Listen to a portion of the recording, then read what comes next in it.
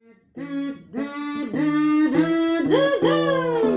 is Remo Daily, your daily dose of inspiration. This is Remo Daily, an oasis of innovation for your mind, your soul, your heart. Connect, act, recharge with Remo Daily. This is Remo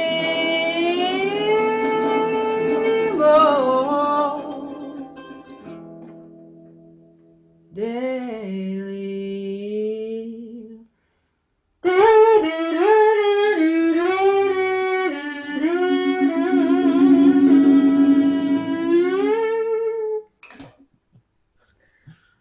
What an intro. The only place on Zoom where this happened. Dance Magazine named her one of the most influential people in dance today. The New York Observer called her the power broker of contemporary dance. Here she is on Remote Daily, the founder, artistic director, CEO, the head of artist-founded, woman-led Gibney. Please welcome, with a lot of virtual glitter here on Remote Daily, Gina Gibney. Gina, welcome. Gina, welcome to the show. Welcome to Remote Daily. Thank you. Thank you so much. It's so fun to be here. What a great community. I can just feel it. Thank you for saying that. I can feel it too, and it happens every time. The energy in the room is there, even virtually. How are you? How does your soul feel on this first day of September? Yeah. Well, I'm going to focus on the last 10 or so minutes because I have to say that there is nothing that could have been more meaningful to me than to hear Eleanor and Dario play Cracks of Light at the opening. It has just such special meaning to me and to the organization. And Eleanor and I share history with that song. Just briefly, it's the anthem that we use for an annual performance that we do in one of our tiniest studios that has sliver windows, beautiful like sliver size windows, and the light comes into the studio from outside. The performance is lit from outside. And it's a performance that features women who have survived intimate partner violence, and they are telling their stories of survival. And it's just an incredible performance. It's an incredible ritual every year. And Eleanor just brought me right back into the meaning of that, which has actually so much new meaning given what we've all experienced in the last 6 months. So I'm feeling hopeful about the world. I'm feeling devastated by the world.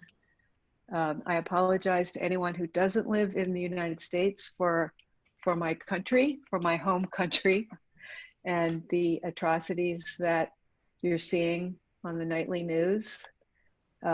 It is one of the most disorienting and devastating of times, but also I do feel a tremendous amount of hope. You know, I still am that kid who is programmed to have my Pavlovian Labor Day response. So I'm getting ready to go back to school. I'm getting ready to go back to work, even though I've been working for the last 6 months, as maybe all of you have probably more than ever. But I do have a sense of hope and possibility about what we can all do. So that's where I am on September 1st. And thank you again, Eleanor and Dario. That was just beautiful.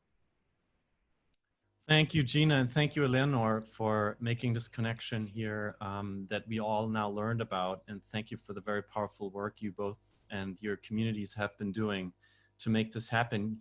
Gina, when I tried to understand your empire that you have built of dozens of studios, of 2 locations in Manhattan alone, I have had a hard time. So I would ask you to take us all on a plane, on a helicopter, on a flight across your empire of dance. What do we see from with the bird's eye view? What does Gibney look like in your own words?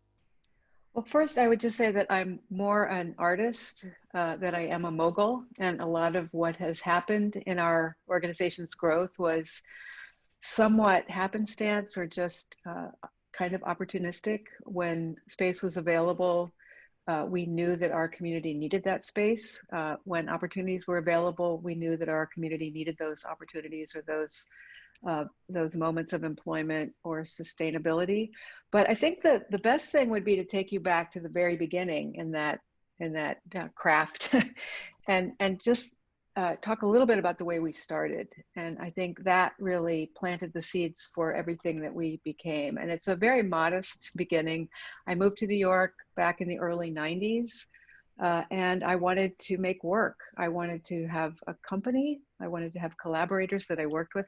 My process is incredibly collaborative, as I'd like to talk about in a bit. And I wanted artists. I wanted to be surrounded by artists that I could work with and make dance and make meaning together.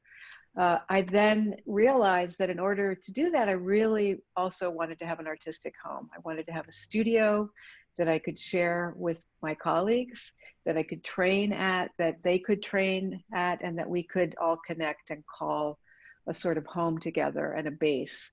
And that became a single studio at 890 Broadway, Studio 52. And then very, very early on, I knew that my sort of, my roots as a kind of community actionist or community activist really had to have some place in my artistic work. And so there was really early on in our founding the impulse to reach outside the walls of the studio, to reach outside the typical definition of what a dance audience might be, and to make an impact in the community.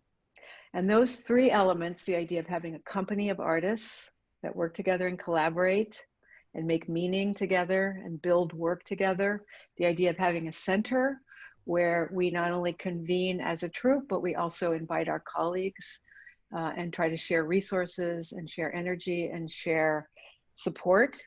And then the concept of community, where we're all realizing it's not enough to make work, or at least for us, it's not enough to make work in those confines, that we want to reach out into areas or within issues that where we know we can make a difference outside the studio.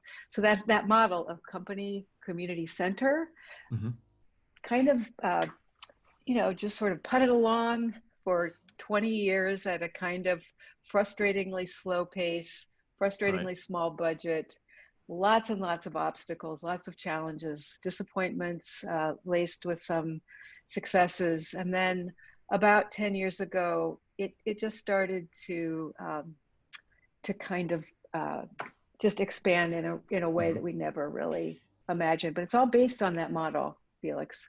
And what struck me as well is that most companies that I know that bear a woman's name are fashion labels. Diane von Furstenberg or Stella McCartney came to mind. But how many performing arts companies in the world are actually named after women? Well, I think there are a lot of dance companies that bear a woman's name, but there weren't a lot of centers or larger institutions that bore a woman's name. And as we started to expand, our name contracted. Originally we were Gina Gibney Dance, and we were Gibney Dance, and then we became Gibney.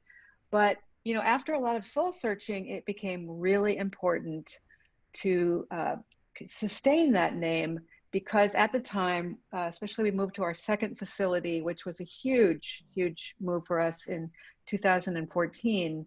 There was not a single dance center in New York City that was named for a woman at that moment in Manhattan. Martha Graham studio had gone out of commission at that point. Trisha Brown studio had closed. There was not a studio or a conglomerate of studios in New York that bore a woman's name. There was Mark Morris, there was Ailey, there were a lot of Limon, there were male named organizations, but not female. And that became enough, I think, that, for me, it was important to own the fact that we were artist founded. It's not just female, it's artist, it's an artist name. And that the dance field has been challenging for women, and it was very important to bring that to light. Now let's zoom into 2020. I mean, we just saw your Instagram, which was full of moments of hope and really, performers, dancers making the most out of confinement. But what happened behind the Instagram account? What did you do for your staff, your students, your dancers to get through this time, a time where everything is closed and physical contact is impossible, which is the air that your profession breathes on. Yeah. Well, you know, prior to, March 16th, which really marks the day that we closed our doors, we were actually required by the city to close. Prior to that, we were on this sort of unbelievable kind of climb that I never in a million years anticipated happening in my career. We went from 1 studio to 3 studios to 6 to 9. Then we moved to another space. We then added 8 studios. We then opened a wing in the back. Again, this is not about some sort of thoughtless expansion. This is about opportunity and in a field that requires a kind of rarefied space to exist. And you received a $2 million grant, I think, in January, right?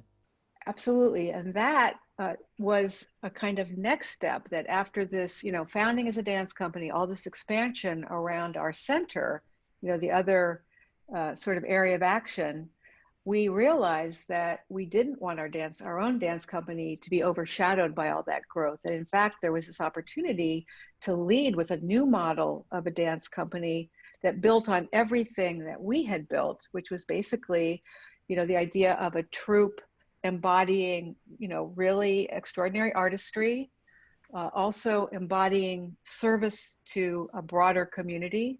We do a lot of work with intimate partner violence and youth and violence prevention, but also artists as citizens of their own field, artists as colleagues who want to help shape and build their own field. So our company received this transformational grant that was just announced in January to build the company to the level that the organization had grown, and to allow the company to basically lead and represent everything that the organization stands for. So this was a series of space, and we opened an elevator, and then we got this grant for the company, and we held auditions in the end of February, early March, and we were on the cusp of doubling the size of our company.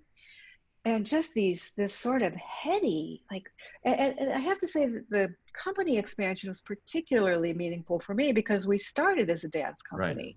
So the idea that after these struggles of decades to try to sustain, we may be a large organization, but we are a dance company within that organization, just like everyone else. We are struggling to sustain our company, to find resources to do work, to find opportunities to perform, to try to scrap out some touring.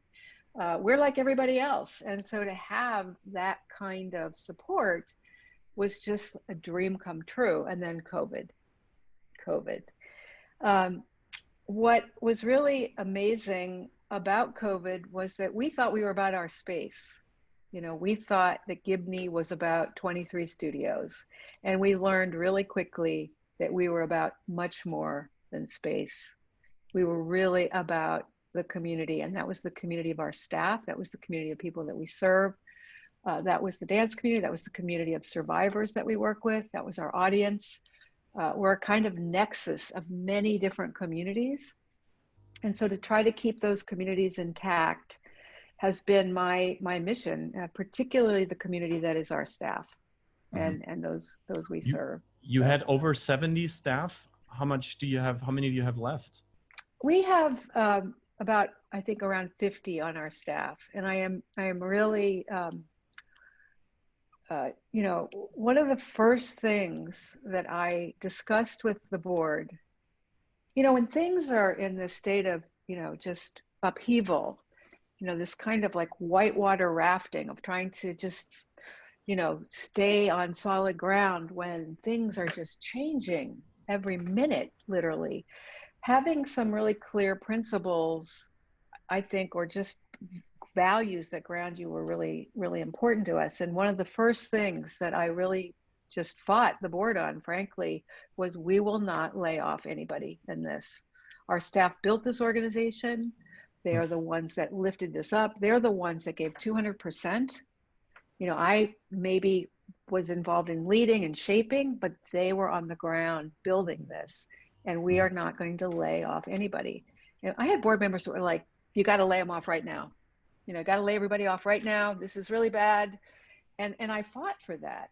And I also fought for the notion and the commitment that we would honor every contract that we had, that even though at that time funders were releasing us from funding restrictions, every contract that we had or that was in progress, we honored. So, valuing people and just fighting for the staff. And to this day, we have not laid off a single person. Now, there have been some voluntary furloughs. There have been some, employees that were as needed, that there's just simply not, like, we're not doing workshops in schools. So we've given them fees and support, but we haven't been able to pay them for workshops that didn't exist or for classes that didn't exist. But we have kept every single permanent employee on staff to this day. I think you're the first leader here on Remote Daily who can say that. I don't think we have heard that from anybody else who was here on the show. So that's just remarkable. You were also open about what you received from the COVID-19 Response and Impact Fund. I think you received $250,000, but with 50 people on staff, that's probably more a drop in the bucket. Well, it really helped. And we did have some good fortune. I have to say that the funding community in New York City really has stepped up to this. People are aware of the incredible impact of culture in New York, and they know it's going to be difficult to rebuild. And so they have really stepped up. And how has the social change movement impacted your last couple of months? I mean, you have been in the social justice space for a very long time. How has this impacted you? What is going on the streets and your company, frankly? It's had a profound impact. And, I have to just say that personally, I'll speak personally first. I've spent the last decade wearing the hat of general contractor, fundraiser, and CEO. I've worn the hat of, trying to build our internal programs. I've worn the hat of being a woman fighting for space. And I think that, sadly, I think our organization got a little behind in the whole in its anti-racism work. And I'm the first to admit that. And we're an organization that has always prided ourselves in leading. And I think that we weren't leading. I think that we were holding on, but we weren't leading. And I think that has been a profound shift over the last 6 months. We had some of our own reckoning to do, and we had some of our own training to do. And we just had a time of just tremendous soul searching. How could that happen, that we as an organization that really had social justice just like deeply woven into our fabric? How could we kind of fall behind? And you were being called out by one of your staff or one of the people in your community publicly, and you had to react to that. So also thank you for mentioning this here. As it's also something that not a lot of people would say that, frankly. No, it was very hard to hear and very hard to accept. I was called out for basically not recognizing the difference between the distinction between a promise and a contract. I mentioned earlier, we really struggled in that early pre-COVID moment of how are we going to survive? How are we going to keep our staff employed? How are we going to be ready to open when? In 2 weeks, in 2 months, in a year? Because we still have tremendous expenses. How are we going to survive this? And I did make this really clear promise about contracts. And in this particular case, the thing that I didn't recognize was that to a young artist who does not have my depth of knowledge around grant making and the legalities of contracts and the spectrum of what promise making is, that she felt that a promise had been made. And I felt that there was no contract and there was no scope and there was no even term sheet. And why would I take a risk at a time when I was protecting our staff. I didn't mention that even though we kept our staff employed, we cut them down by 20% of their Mhm. schedule and their salaries. Mhm. So I was cutting staff time and salaries. And this was a situation where I would have had to match a grant. I would have had to hire somebody. And so I made Right. the determination, there's no contract here. There's no promise. There was no time commitment either. And that just sort of was not the perception Mhm. of a very bright young woman who felt that the organization had let her down. So, And an learning interesting the case of being called and then being called out and then reacting to it publicly. Everybody who wants to dive into this, it's all on Gibney's Facebook page. The letter is there. The reaction is there. A very interesting case of what happens, what can happen very quickly. And I think your reaction, Gina, to the initial question is very telling of how you have changed your organization, your own work. Now to address the future of your industry. I mean, the ecosystem of dance, I think, has always been very fragile, especially in New York with the kind of lack of space. How do you think about your industry and your community as a whole going into 2020? How big is the impact, really? Well, as you said, it's a fragile industry. It's been devastated. We have to think really carefully about returning, not only in terms of physical safety because of the incredible intimacy of dance, but also in terms of emotional safety because of the emotional vulnerability that the creative process takes with dance or requires with dance. Uh, the field will not be the same. There will be a lot of institutions will close their doors. A lot of companies will not make it through this. I'm really sorry to say. I think it gives Gibney a huge responsibility to really help the field rebuild itself. We have space, we have a training program, we have the ear of a lot of the funding community. We have the ability to provide really holistic support. So there's a huge responsibility that we Mhm. have, but the field is going to have to rebuild itself just one day, one rehearsal at a time. And it is a hugely financially strained field to begin with. Dancers will dance. Sadly, dancers will pay to dance. There's such a sense of love and dedication to the art form that they Mhm. will literally invest in their own careers and pay. And so to try to rebuild that and to try to make it sustainable and to layer on that we're at a time when there's a lot of activism within the field around things like pay equity and around power dynamics and how are resources distributed equitably. Um, and institutions that are under great peril being asked to actually do better than they were doing prior. So it's a huge challenge. And we talked in the beginning about a special virtual performances that our community has attended, and you could see the variety, also the fan base that Eleanor and Dario have been building with what they have been doing every week. Who inspires you these days? What have you seen in performing arts that you think could maybe, be a transition into a new era? Is there somebody, maybe a channel, a person, an event that you would recommend us to follow? This is, I'm going to give you my, honest answer, and it's not something that you can Google or you can look on our website, but it's not. It kind of goes back to the beginning with Cracks of Light. I don't draw a sharp line in terms of an audience that either sits in a dark room and watches a live performance or tunes in on Zoom to see professional dance or professional dancers in their apartments, or people who are connecting through an art form who may not be professionals.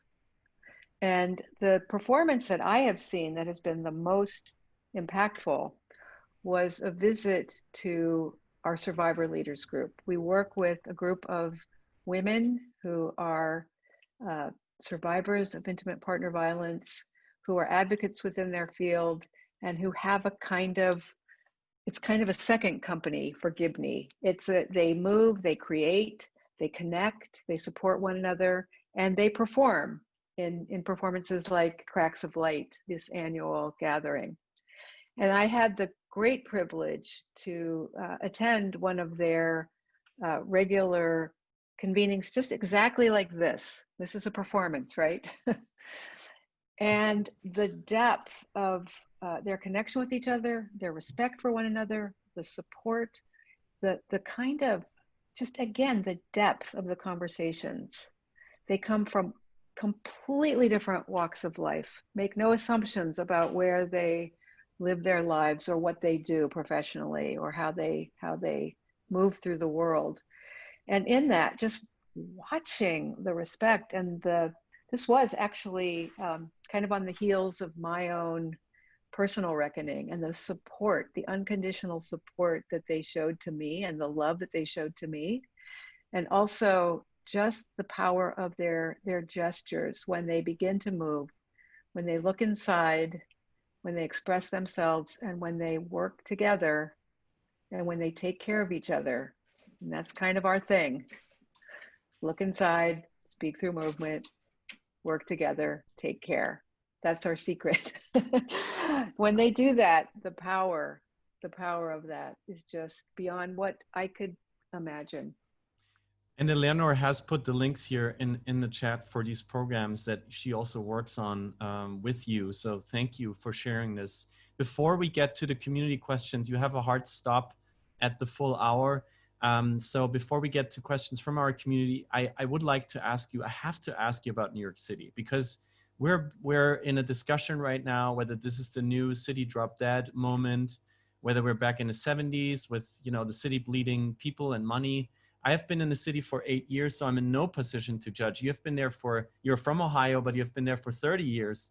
So you've been through all the major crises from 9/11 to 2008 that has impacted you personally, to Sandy, now to COVID. What do you think about New York? I don't worry about New York, worry about the rest of the country. You know, New Yorkers are resilient, they care, they're wearing their masks, they're being civil to one another, they're peacefully protesting. Sure, there are issues, but New Yorkers pull together.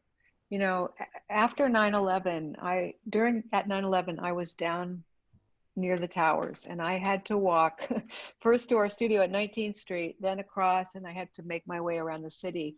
You've never seen a more generous, caring, and orderly moment in this city.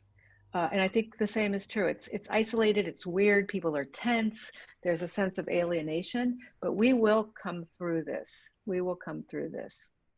And culture is so vital. There is such a vacuum right now, just waiting for live performance to fill that vacuum.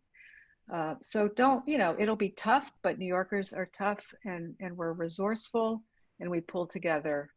But worry about the rest of the country. Worry about the middle. Everybody, when you click on the participant symbol, you'll see the raise the hand symbol. So please give us a raise the hand symbol if you would like to ask Gina a question. And while you're thinking your questions up and doing that, Gina, I have to ask you a follow-up, because, you know, you just said it, real estate, right? I mean, space for the arts. There was no space left in New York City for years. What do you think? Is there going to be more space or less space? Will prices go up or down? What is your prediction? Well, I think there may be more space for a while, but then the pattern in New York is the artist, you know, and the both for living space and workspace, pioneer, and, you know, take the less attractive space and then make it attractive, and then, you know, the gentrification comes in. I don't mean to be cynical, but I do think, you know, a lot of people are getting better apartments now. They're upgrading, and, you know, I'm sure some people are possibly going to be able to open some creative spaces, but I also know of some spaces that are kind of teetering. The big thing for me in the dance world is just try not to lose anything. Try not to lose the gains that we've made, because once you invest so much in creating this rarefied space, you really just don't want to lose it. You don't want to lose it. I do not see any hands raised in the participants list, so I'm gonna pass the mic on to Eleanor because she is the major connection here on this call, and I'm sure, Eleanor, that you and Gina don't spend a lot of time these days as you usually do. So maybe you have a question or a comment, and thank you again for making this happen, Eleanor. I'm also aware of the time, so I would encourage everyone. I can talk to Gina at a different time, so please do ask something if you want to ask something. I feel like a bit of a matchmaker in the sense that I have experienced the power of what Gina has created and continue to experience that, and I have a sense that many people here have not, and I really feel that her insight is so wise and translates to so many ways of thinking about organizations. I don't know how that would translate into something here, but you know, so many people here are also so invested in a more enlightened workspace, a more enlightened work experience. I have not met anyone who has done more to create that, and also to be able to affect all levels of an organization in the most respectful, honest way than Gina has. So I don't know that I have a question. I think I would prefer to hear your questions, but keep this person and organization in mind. And when you can, the location of Gibney is downtown at, well, Gina, why don't you can take that over, but you know, feel free, somebody, I'll be quiet now. It's not. Thank you, Eleanor. Eleanor, you know that we have two locations, one on Broadway and Chambers and one on Broadway and 19th Street. But that did give me a kind of opening to maybe give a parting thought, because I really do believe in this, and I think it's something that people really can carry, you know, from this. Is this process that all of this really sprung from. And this is not some sort of businessy thing, okay? This is the process that I used as a young choreographer, as a developing choreographer. This is something that I refined through decades in a dance studio, which is just one of the most natural and pure kind of interpersonal processes that you can participate in that I have. You know, that direct moment by moment contact and working things out with people in real time. Nothing to hide behind in a dance studio. And the process is simple, and this was distilled over time. You know, it was something that was unconscious to me, then became conscious to me as we started to work with domestic violence survivors, because we wanted that work to be authentic to our creative work. And that process is that first in anything, whether it's a board meeting, whether it's a project, creative project, that the first step is to look inside. And that doesn't mean just the creator looks inside, the choreographer, but the group engages in a reflective process that's shared, where you think about the same questions, you think about the same ideas, the same experiences. You look inside and you reflect on your truth. And you are willing to then share that truth with other people, and you find the commonality. But the process starts with look inside, reflection. The second part of the process is speak through movement, which basically to me means put that meaning into some form of action, whether it's a gesture, whether it's an idea, whether it's a conversation, but take that meaning and that truth that you find inside and put it forth in some tangible way, put it out into the world in some tangible form. So look inside, speak through movement or express. The next part of our process is work together. So I have my gesture, I have my idea, it's come from within. I know that you've engaged in a similar kind of internal dialogue. You've engaged in a similar act of creation. So we kind of put this together. I may have a gesture that's this, you may have a gesture that's that. So guess what? This is what we got together. Okay, but we combine and we reshape and we allow our gestures or our ideas to influence and impact one another. So that is work together. collaborate. And so look inside, speak through movement, work together. And then a final element to this emerged later. And I have to say this emerged when we brought our community work to individuals who were HIV positive. We did a lot of work with people with health challenges after 9/11 and a lot of work with HIV. And one of the things that we wanted to do is give people something to take with them that was tangible. And so a whole element to our work emerged, which was take care, look inside, speak through movement, work together, take care. And take care means not only do you take care of yourself as part of the process, but you take care of the group. And there's a beautiful yin yang between taking care of yourself and taking care of the group. You can't take care of the group unless you take care of yourself, and the opposite. So, you know, part of any process has to be self-care and care of the group. And, you know, if you're stuck, if you're starting something, if you want to map something out, look inside, speak through movement, work together, take care. It's powerful because it's so simple. So I hope that leaves you with something kind of tangible. Wow.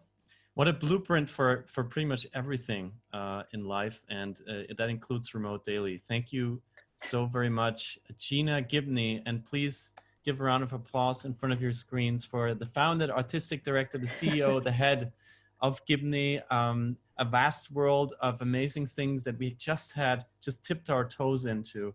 And Gina, thank you so very much for spending time here with us and for giving us the chance to learn from you. Thank you, Felix. Thank you, Eleanor and Dario. Thank you all. This was a lot of fun. So enjoy the rest of your time together. Thank you. You have to run. We won't keep you here for longer. Thank you for your time, Gina, and thank you, Eleanor, for making this happen. This was an hour of power with a special leader that we should spend days with, because it can't be described, the many things that she does in just a brief conversation. Now we turn the platform to you.